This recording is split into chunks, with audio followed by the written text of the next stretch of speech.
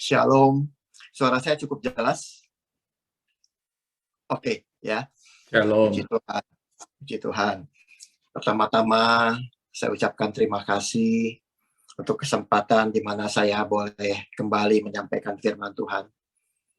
Karena bagi saya, kalau saya boleh menyampaikan firman itu satu privilege ya, yang Tuhan berikan kepada saya, masih bisa menyampaikan firman Tuhan.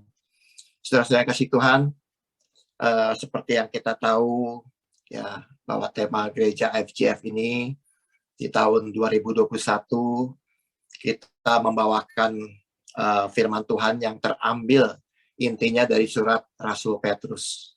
Ya, kalau saudara ingat, Rasul Petrus itu ada dua surat yang pertama dan surat yang kedua. Dan surat ini ditulis oleh Rasul Petrus pada saat di mana jemaat mula-mula itu mengalami tekanan, mengalami penderitaan. Dan ini sangat relevan sekali dengan kondisi sekarang, dengan kondisi dunia kita hari-hari ini. Amin ya saudara ya. Jadi memang apa yang ditulis di surat Petrus ini akan memberikan kepada kita sekalian kekuatan, encouragement ya, akan memberikan kepada kita sekalian pengharapan, akan memberikan kepada kita sekalian juga petunjuk dari firman Tuhan, memberikan petunjuk kepada kita bagaimana kita menghadapi zaman ya. Untuk itu saudara, hari ini saya beri judul, kalau saudara lihat di PowerPoint, firman Tuhan look forward ini 2 bulan pertama saya beri judul mengingat akan kasih setia Tuhan. Jadi judulnya mengingat akan kasih setia Tuhan. Yuk kita lihat PowerPoint dari 2 Petrus pasal 3 ayat 1 sampai dengan 4. Demikian firman Tuhan. Saya bacakan pelan-pelan bagi kita semua ya. Saudara-saudara yang kekasih, ini sudah surat yang kedua yang kutulis kepadamu. Di dalam kedua surat itu, aku berusaha menghidupkan pengertian yang murni oleh peringatan-peringatan, supaya kamu mengingat akan perkataan yang dahulu telah diucapkan oleh nabi-nabi kudus, dan mengingat akan perintah Tuhan dan juru selamat yang telah disampaikan oleh rasul-rasulmu kepadamu. Yang terutama harus kamu ketahui ialah bahwa pada hari-hari zaman akhir akan tampil pengejek-pengejek dengan ejekan-ejekannya, yaitu orang-orang yang hidup menuruti hawa nafsunya. Kata mereka, di manakah janji tentang kedatangannya itu? Sebab sejak bapak-bapak leluhur kita meninggal, segala sesuatu tetap seperti semula pada waktu dunia ini diciptakan. Demikian firman Tuhan. Yuk kita berdoa sebentar. Bapak Surgawi, terima kasih Tuhan untuk firman-Mu. Sebentar hamba-Mu akan sharingkan. Biarlah Kau urapi, biarlah Kau juga persiapkan setiap hati Tuhan untuk menyambut firman Tuhan, karena kami tahu firman-Mu adalah roh dan hidup, adalah kebenaran. Dan kami memerlukan Tuhan kebenaran itu. Urapi setiap yang mendengar firman ini. Dan hamba-Mu yang menyampaikannya, dalam nama Yesus kami berdoa. Amin.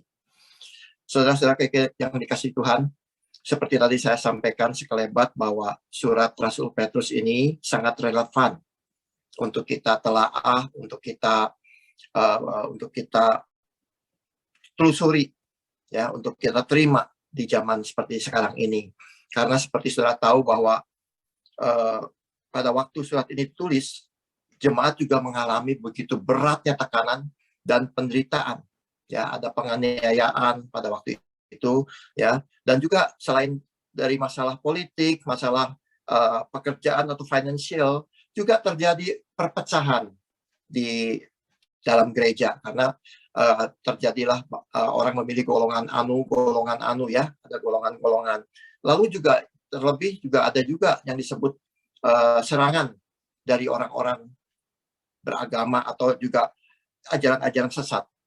Ya, jadi banyak hal yang terjadi pada waktu itu, saudara. Dan surat ini ditulis dengan maksud adalah supaya jemaat itu strong, supaya jemaat itu kuat supaya jemaat itu tetap fokus kepada kasih dan rencananya Tuhan. Karena Tuhan punya rencana kepada jemaatnya. Tuhan punya rencana di dalam kehidupan setiap kita. Ya, saya emphasize di sini, saya kasih huruf merah supaya kamu mengingat. Supaya kamu mengingat.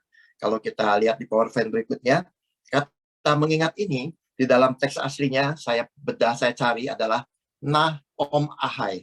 Jadi Naom Ahai itu naomai. Itu punya arti to be mindful of, ya.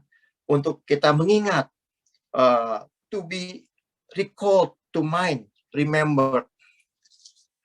Intinya adalah kata kerja adalah sebuah kata kerja yang aktif, saudara. Di mana ini kata mengingat ini harus dengan sengaja dilakukan. Jadi naom ahai ini harus kita sengaja ingat, ya. Jadi dengan sengaja mengingat, kita lihat PowerPoint yang berikutnya, kita perlu mengingat akan apa yang Tuhan lakukan atau sudah lakukan. Karena tujuan akhir hidup kita ini ditentukan oleh arah pikiran. Kita tertuju nggak ke sana gitu, ke arah itu, ya. Jadi kita harus munculkan dengan sengaja. Kita mengingatnya secara intens. Apa yang kita ingat, saudara? Akan kebaikan Tuhan. Akan apa yang Tuhan sudah kerjakan di dalam kehidupan saya dan saudara. Karena saya mau sampaikan ini kenapa, saudara? Karena manusia itu cenderung ya, saudara, lupa akan hal-hal apa yang sudah diterima atau akan hal-hal kebaikan-kebaikan apa yang sudah diberikan. Ya, jangan kata oleh Tuhan yang memang tidak kelihatan, oleh yang kelihatan saja. Tidak sedikit manusia itu gampang lupa gitu. Saya tidak tahu apakah pura-pura lupa, tapi yang pasti adalah karena tekanan kehidupan. Manusia itu begitu sibuknya, ya, begitu fokusnya kepada masalah-masalah yang terjadi di dalam hidupnya, sehingga lupa akan apa yang Tuhan sudah lakukan, akan apa yang dia sudah terima, ya.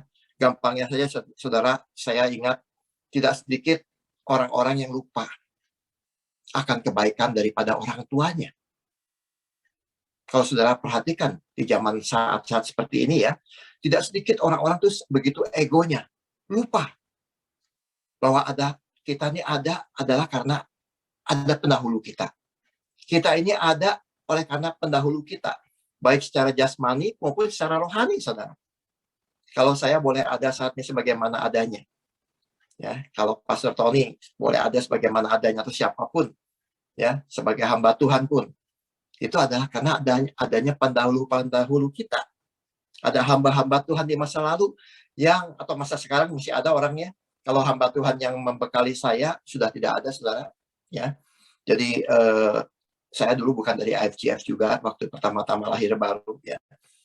Jadi banyak kali orang tuh lupa bahwa kalau kita ada sebagaimana adanya saat ini, itu adalah tentunya karena Tuhan, tentu, ya, karena kebaikan Tuhan, karena Tuhan yang melakukan sesuatu, tapi juga melalui orang-orang yang Tuhan pakai. Orang-orang yang Tuhan pakai, saudara.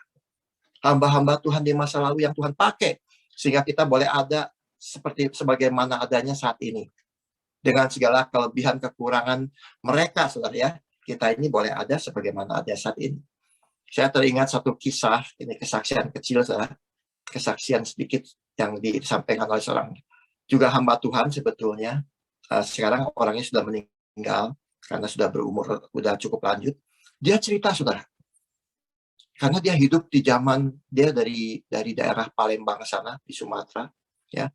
Dia hidup di zaman Perang Dunia Kedua, di zaman Jepang, zaman Belanda, dan pada waktu itu hidupnya, keluarganya sangat susah, sampai ayahnya itu kerja sebagai tukang betulin sepatu, istilahnya tukang sol sepatu, ya. Punya anak beberapa, cukup banyak. Dia harus menafkahi anak-anaknya. Dan Om ini, saya panggil Om, ya, Om ini bersaksi di hadapan saya, saudara. Dia bilang kalau Om boleh ada seperti adanya saat ini, dan saat ini dia tinggal di Toronto, dia udah meninggal sekarang, saudara. Dia tinggal di sebuah rumah gedung yang besar, townhouse yang modern, di daerah yang mahal. Ya. Dia bilang, saya tidak lupa akan kebaikan daripada orang tua saya. Mereka membesarkan saya dengan segala kekurangannya, dengan segala penderitaannya. Tapi toh saya besar juga. Dan sampai akhirnya dia bisa sekolah accounting, itu zaman dulu, bond A, bond B. Akhirnya singkat cerita dia bisa masuk ke Kanada melalui firma yang dia kerja atau company yang dia kerja, ya, dan akhirnya bisa menetap di Kanada dan sukses berhasil, punya rumah bagus, ya, anak-anaknya pun diberkati semua.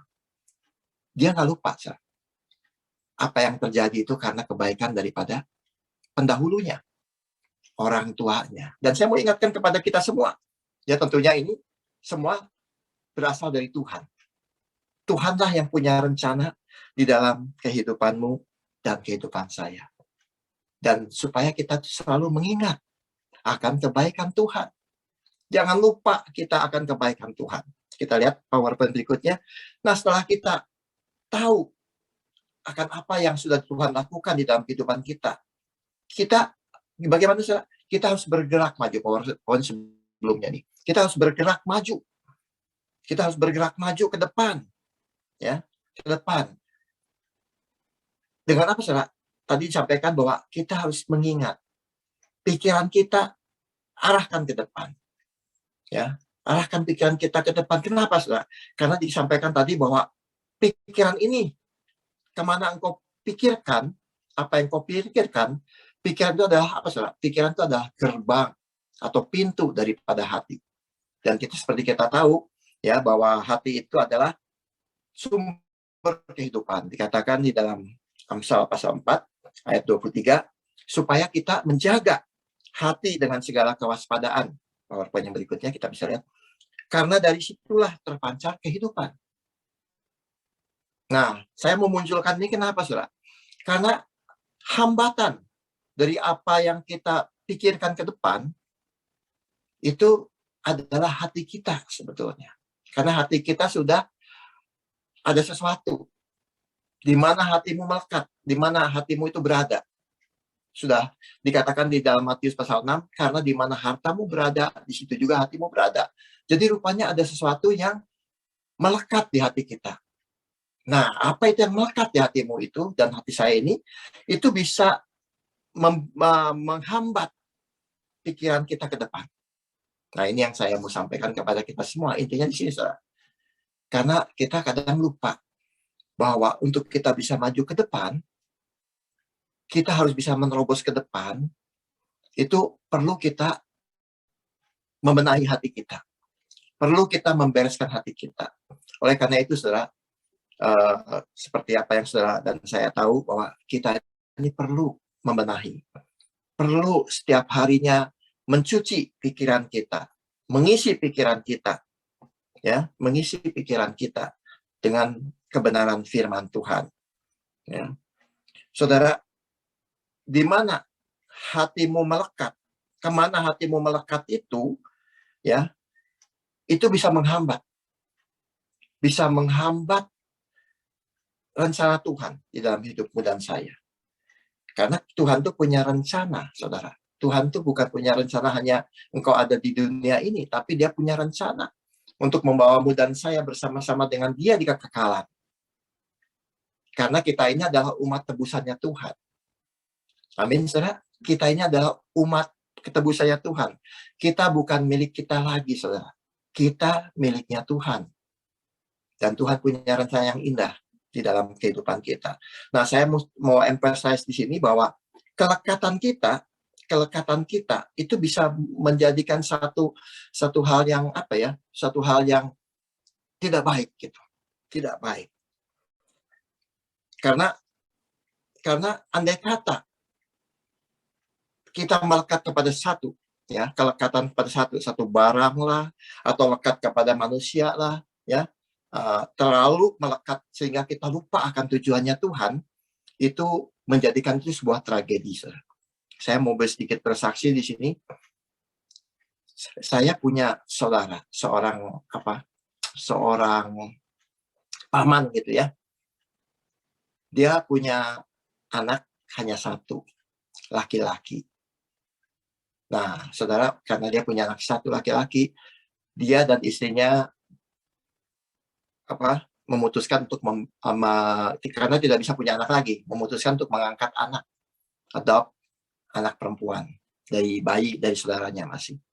Nah, dia begitu sayang ya, ini paman saya ini begitu sayang kepada anak angkat perempuannya ini, dari bayi dia besarkan gitu.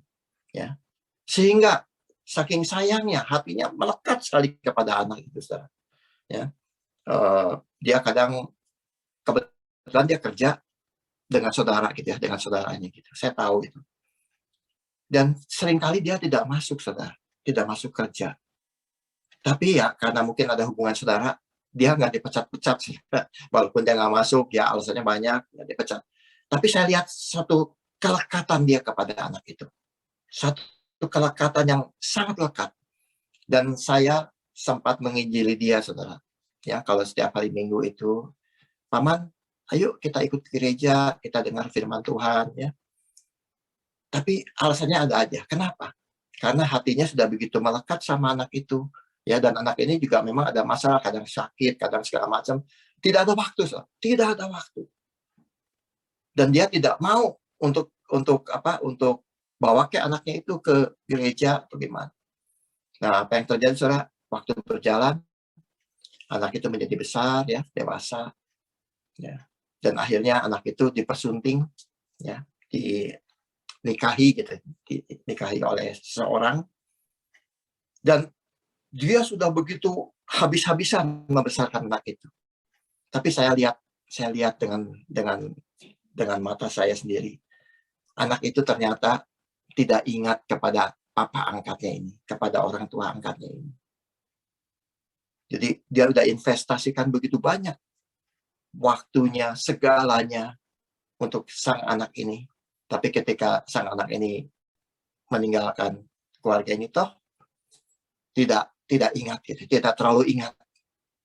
Dan saya lihat sekali kekecewaan daripada sang paman ini. Apa yang dia investasikan mati-matian untuk anak punggutnya ini. Nothing, boleh dikata. Dia kehilangan. Dan saya ingat sampai akhir hayatnya pun dia susah untuk melekat kepada Tuhan, saudara.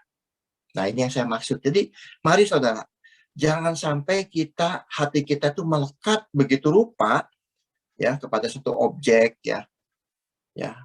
Kepada satu objek itu bisa berupa materi, ya, atau juga bisa berupa orang atau manusia. Kenapa, saudara? Karena akan timbul ketidakbahagiaan, ya, kalau tidak tercapai. Dan andai kata pun tercapai objek tersebut, itu juga tidak jaminan untuk memunculkan kebahagiaan. Kenapa, saudara? Karena itu hanya sekelebat rasa nikmat yang diikuti rasa capek.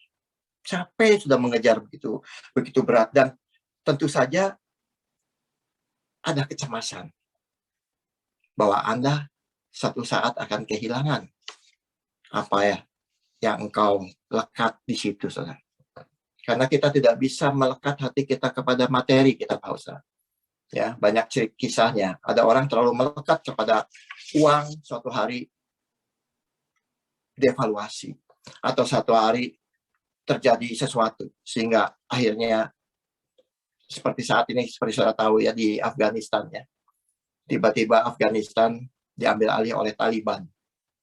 Banyak orang-orang kaya yang pada satu saat hancur kekayaannya, saudara. Tidak punya apa-apa lagi. Jadi kemana hatimu melekat itu bukan pegangan kita. Ya. Pada kesempatan ini saya mau sampaikan supaya hati kita melekat. Bukan kepada materi atau objek yang kita dambakan, tapi mari kita melekat kepada segala sumber. Oleh karena itu solusinya kita lihat di PowerPoint berikutnya. Saya mau sampaikan supaya kita ini membuang kelekatan tersebut. Buang kelekatan tersebut. Dan yang pertama, arahkan pikiran kita kepada apa yang disampaikan di dalam Kolose 3 ayat 1 dan 2 ini. Ya, saya bacakan bagi kita sekalian. Karena itu, kalau kamu dibangkitkan bersama dengan Kristus, carilah perkara yang di atas, di mana Kristus ada, duduk di sebelah kanan Allah. Pikirkanlah perkara yang di atas, bukan yang di bumi. Tadi saya sempat sampaikan bahwa hidup kita ini bukan milik kita lagi. Ada amin saudara ya?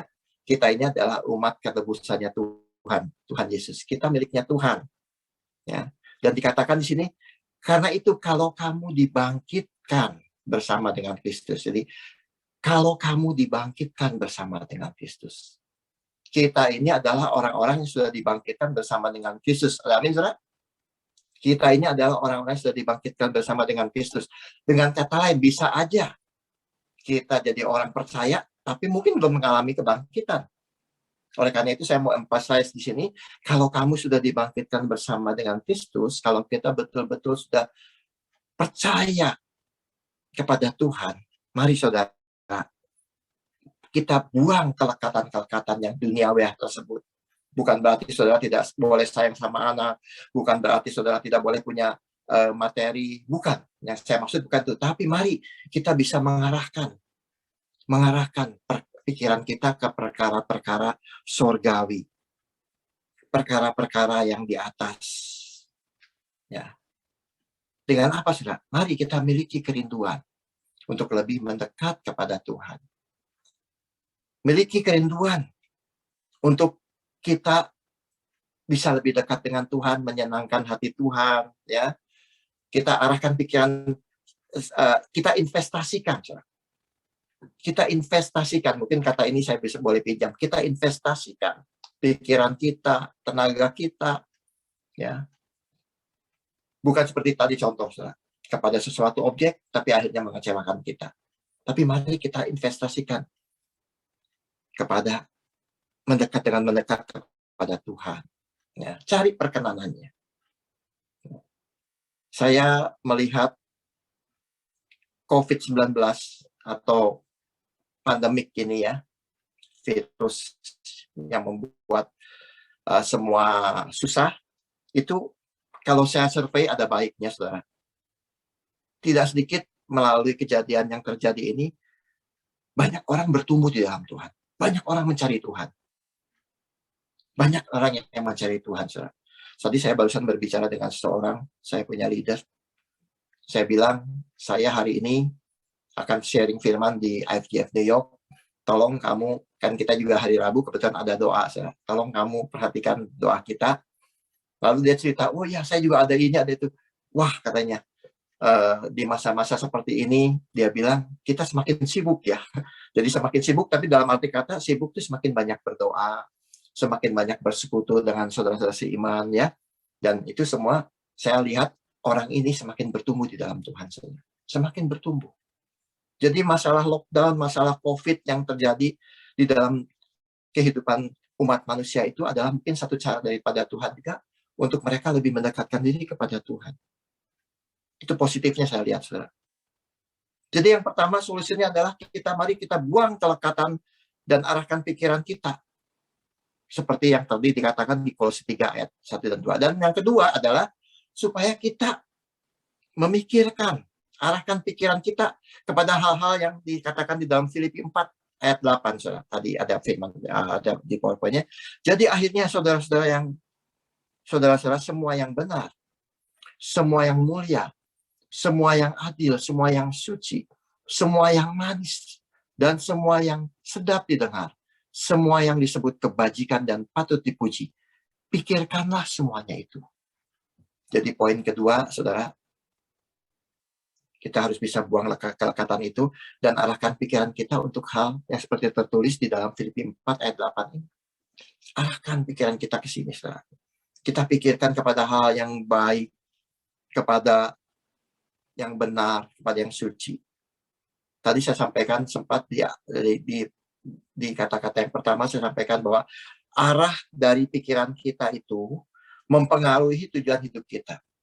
Karena pikiran kita itu adalah pintu gerbang di dalam jiwa hati kita, dan hati kita itu adalah apa saudara? Disitulah terpancar kehidupan. Jadi kalau kita arahkan pikiran kita, ya, arahkan pikiran kita, itu akan mempengaruhi juga tujuan hidup kita. Kemana kita arahkan pikiran kita, kesitulah tujuan hidup kita, saudara. Kita melangkah ke situ. Bukankah hidup ini adalah sebuah perjalanan rohani? Perjalanan rohani. Di mana kehidupan ini berbicara peperangan rohani juga melalui pikiran kita. Banyak peperangan yang terjadi dalam pikiran kita, saudara. Ya, di dalam pikirannya banyak peperangan, saudara. Ada satu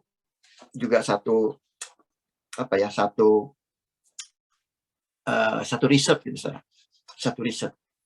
Ternyata pikiran ini, saudara ya, itu mempengaruhi lingkungan yang ada. Ya, saya coba mencari mencari riset gitu, saudara. Dalam riset saya itu saya bertemu dengan seorang yang bernama Profesor Dr. Masaru Emoto. Ini adalah seorang Jepang, seorang dokter yang bekerja di sebuah universitas di Hado Institute Tokyo. Dia ini memang seorang scientist tapi yang agak berbau pseudo gitu. Hal-hal yang tidak kelihatan gitu, yang dia riset ya. Dia bilang begini, saudara, bahwa pikiran seseorang itu plus, karena dia mikirkan, tentunya dia juga mengata-ngatakan gitu ya. Itu mempengaruhi lingkungan sekitarnya. Dan dia survei dengan air, saudara. Dia survei dengan air. Dan dia taruh satu air gitu, satu kolam atau di tempat air gitu, di mana di sekitar ruangan yang di mana ada air ini, dia kasih musik yang baik, dikasih musik yang enak ya, suasananya enak gitu, saudara. Dan kemudian dia coba untuk memfoto ya, dengan kecanggihan alat fotonya, dia memfoto molekul-molekul air itu, saudara. Molekul-molekul kristal airnya. Dan dia temukan kristal molekul-molekulnya itu bentuknya baik gitu, indah, nggak semerawut gitu. Dan kemudian dia bikin riset lagi, dia taruh air di tempat di mana suasananya tidak nice gitu. Musik rame gitu, saudara ya. Dan pokoknya suasana yang tidak tenang. Dan kemudian dia foto lagi, dan dia temukan kristal molekul air ini semerawut bentuknya. Jadi suasana itu mempengaruhi air, saudara. Suasana itu mempengaruhi air. Memang ini bukan di riset lalu kita pastikan hasilnya begitu, saya. Tapi saya bisa punya gambaran, saudara, bahwa memang sebetulnya suasana hati kita, pikiran kita, hati kita itu menentukan suasana juga orang-orang yang ada di sekitar kita. Bukankah orang-orang yang di sekitar kita juga, manusia itu kan 70% terdiri dari air, saudara. Ya.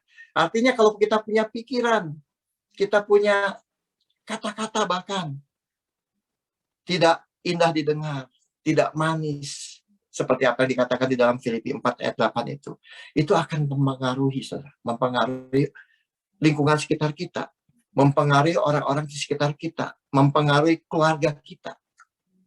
Makanya tidak heran, saudara, banyak anak-anak di dalam sebuah rumah tangga yang tidak manis, yang banyak kata-kata kasar di situ, ya. Itu mempengaruhi kejiwaan daripada anak-anak tersebut, mempengaruhi pikiran daripada anak-anak tersebut. Saya tidak membuat riset sih, saudara ya, tapi saya perhatikan kalau zaman dulu tuh jarang anak-anak ya, rasanya jarang anak-anak yang punya penyakit autism. Penyakit yang saudara, yang sedikit sepertinya tidak normal gitu, kejiwaan lah gitu ya. Tapi di zaman sekarang ini kalau saya perhatikan, saya tidak tahu di New York, tapi di Toronto aja beberapa terjadi, saudara, anak-anak yang sepertinya disebutnya tuh autism gitu, saudara ngerti ya. Itu ada yang positif, ada yang negatif, ada yang aktif, ada yang tidak aktif, yang diem ya, yang tidak normal, saudara. Dan saya percaya ada hubungan dengan lingkungan yang terjadi, saudara. Ada hubungan dengan lingkungan yang terjadi. Suatu hari di masa yang lalu ada seseorang, saudara, kira-kira 20 tahun yang lalu ya, saya baru belum lama datang di Toronto. Ada seorang yang punya anak tuh nakalnya super, saudara. Nakalnya super. Ya. Dan kebetulan anak itu pernah dititip di rumah saya, saudara. Wah, kamar anak saya habis, saudara, dicoret-coret, saudara. Ya, saya nggak tahu, mungkin pokoknya super sekali. Dan si ibu ini, aduh, dia sampai terampun-ampun sama anaknya. Tapi saya sebagai seorang hamba Tuhan, waktu itu saya punya iman. Saya percaya bahwa anak ini bisa dijamah oleh Tuhan. Saya bilang kepada ibu ini, kamu dekati anak ini. Doakan anak ini. Berilah kata-kata yang manis dalam hidup anak ini. Ya, tumpangi tangan, doakan. Ya. Terus lalu saya diperhatikan, saudara, tahun pertama nggak ada perubahan. Tahun kedua nggak ada perubahan. Mungkin sifatnya step by step gitu. Dan sekarang sudah setelah 20 tahun kemudian, saya lihat anak ini udah menjadi seorang anak yang luar biasa. Yang sopan, yang pintar, ya, punya gelar, saudara. Jadi, saya percaya bahwa kita punya perkataan, kita punya doa, kita punya sikap hati, pikiran itu mempengaruhi kepada lingkungan kita. Ada amin, saudara? Ya. Kata-katamu, pikiranmu, jangan dikatakan kata-kata, pikiran aja. Kalau kita sudah mulai memikirkan yang tidak baik, mari kita arahkan pikiran kita menjadi baik, saudara. Seperti apa yang Tuhan inginkan. Oleh karena itu, pada kesempatan ini, saudara, saya mau bagikan kepada kita semua supaya kita jangan lepas. Center hidup kita itu Tuhan. Center hidup kita itu Tuhan. Di dalam pekerjaan kita, senternya Tuhan. Di dalam rumah tangga kita, senternya Tuhan. Di dalam masalah keuangan kita, senternya Tuhan. Di dalam masalah hubungan kita dengan orang lain, senternya Tuhan. Jadikan Tuhan itu the center of all aspek dalam kehidupan kita. Ya. Dan saya percaya ketika kita jadikan dia sebagai center, Tuhan tuh hidup, saudara. Tuhan tuh hidup. Mungkin kita di dalam kehidupan kita ada saatnya, ada satu saat kita kan kesal, ada satu saat kita mau marah, ada satu saat kita kecewa. Bisa terjadi dalam hidup ini. Tidak ada yang Superman. Tapi kalau kita jadikan center kita Tuhan, pada waktu kita alami masalah, kita tahu bahwa dia itu ada. Amin, saudara. Dia hidup, dia ada. Kita bukan tahu Tuhan itu ada kata orang, tapi dia juga hadir dalam kehidupan kita. Antara adanya Tuhan dengan hadirnya Tuhan itu beda. Kita tahu bahwa Tuhan itu ada, tapi apakah dia hadir dalam hidupmu dan saya? Sebagai penutup, saya tidak bosan-bosan, saya mau saksikan apa yang saya alami belum lama ini, saudara. Apa yang saya alami belum lama ini. Seperti saudara ketahui bahwa saya ini baru sembuh dari sakit. Tahun yang lalu saya sakit parah, saudara. Sakit parah. Sehingga saya pernah mengalami yang namanya merosot timbangan badan. Berat badan saya merosot di dalam berapa bulan, 2 bulan, 3 bulan, sampai hampir 15 kilo, saudara. Merosot timbangan. Saya sebagai seorang hamba Tuhan yang setiap hari juga saya bergumul dengan firman Tuhan, saya tahu firman Tuhan. Sepertinya pada waktu itu, saudara, saya tuh blank. Kenapa? Karena pikiran saya kepada masalah yang ada. Kepada sakit saya, kepada apa kata dokter, kepada apa kata orang. Wah, banyak informasi-informasi. Saya lupa bahwa Tuhan tuh ada dan dia hadir dalam hidup kita. Amin, saudara. Sampai pada satu kesempatan saya teriak sama dia. Karena saya mengalami satu keadaan di mana semakin hari kok semakin merosot. Berat dari timbangan berat badan saya itu sampai merosot lebih dari 14 kilo. Sesuatu yang menakutkan, saudara. Sampai saya lihat timbangan badan, saya tahu timbangan badannya itu kalau saya timbang tiap pagi saya sampai takut, paranoid, saudara. Tapi pada satu saat saya teriak kepada Tuhan dan Tuhan dengar. Saya tiba-tiba saya ingat bahwa Tuhan tuh hadir. Bahwa dia tuh ada menyertai engkau dan saya. Dan saya percaya bahwa karena dia hadir, saya kembali diingatkan bahwa dia adalah Jehovah Rafa, Tuhan penyembuh. Saya mulai melihat kembali saya mulai mengingat kembali apa yang Tuhan katakan. Bahwa di dalam Tuhan tidak ada barang yang mustahil. Dan tiba-tiba Tuhan berikan kepada saya energinya, kepercayaan. Saya percaya bahwa kalau Tuhan izinkan saya masih ada di dunia ini, atau kalau Tuhan izinkan saya belum dipanggil pulang, saya percaya tidak ada satu penyakit pun yang bisa membunuh saya. Tidak ada satu penyakit pun yang bisa membuat saya hancur. Dan saya mulai berseru, dan karena saya percaya, saya mulai berkata-kata. Percayaanmu itu akan kau ucapkan, saya akan sembuh, saya bilang. Saya bilang ke timbangan benda mati. Saya bilang, saya lihat, saya pikirkan, nanti kamu akan naik lagi, saya bilang. Saya ingat, saudara, saya seperti orang bisa perintahkan barang yang mati, saudara. Saya bilang nih, timbangan kamu sekarang sekian, nanti besok kamu akan sekian. Dan apa yang terjadi, saudara? Apa yang saya pikirkan tidak lama lagi diikuti oleh timbangan itu, saudara. Saya punya berat badan waktu itu dari 72 kilo sampai turun sampai 58 kilo, saudara. Ngeri nggak, saudara? Sampai kalau saya buka baju ini kayaknya gitar. Ya. Dan kemudian saya mulai percaya, dan karena saya percaya, saya berkata-kata, itu yang Tuhan beri kepada saya. Dan kemudian saya mulai, saudara. Tuhan angkat tubuh saya. Tuhan pulihkan saya. Saya paksakan banyak makan, saudara, dan kemudian saya melihat timbangan saya mulai naik. Sebelum saya sakit, sebelum dioperasi, timbangan saya 72 kilo. 72 kilogram. Saya tidak tahu dengan Pastor Tony berat mana. 72 kilogram. Dari itu terus naik. Sekarang, saudara, saya harus jaga, saudara. Kenapa, saudara? Karena timbangan saya itu terus naik terus, saudara. Hari ini di atas 75 kilo saya, saudara. Kalau Tuhan kasih berkat itu lebih, saudara. Saya minta sama Tuhan, saya minta timbangan saya normal lagi. Tuhan kasih lebih, saudara. Dan saya mulai jaga sekarang. Karena ini bisa terus naik. Dan saya tahu Tuhan sudah sembuhkan saya. Amin, saudara. Kenapa? Karena saya percaya dia hadir dalam kehidupan saya. Dan karena saya percaya, saya mulai berkata-kata. Mulai pikirkan, saya mulai katakan apa yang saya pikirkan. Saudara. Tentunya perkataannya itu sesuai dengan firman Tuhan. Saya percaya bahwa Tuhan punya rencana yang indah di dalam kehidupanmu dan saya. Amin, saudara. Tuhan punya rencana indah dalam kehidupan umat IFGF New York. Seperti apa yang kau pikirkan. Pikirkanlah perkataannya Tuhan. Bukan perkataannya orang, bahkan perkataannya dokter. Saya lawan perkataannya dokter. Saya percaya bahwa perkataan Tuhan itu yang benar. Dan terjadilah. Saya percaya Tuhan sudah sembuhkan saya. Dan saya percaya Tuhan sudah tolong kita semua. Amin. Jadi jangan lupa akan kebaikan Tuhan. Kalau Tuhan pernah melakukan sesuatu di masa lalumu, dia itu hidup, dan dia juga akan bekerja di masa depan.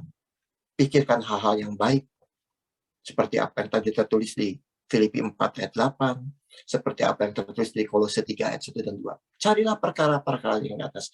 Carilah perkenan Tuhan. Dan selagi dia dapat ditemui, datanglah kepadanya. Firman Tuhan katakan, dia Tuhan yang dapat ditemui, datanglah kepadanya. Mari kita berdoa. Tuhan, terima kasih kalau hamba-Mu boleh menyampaikan firman-Mu, Tuhan.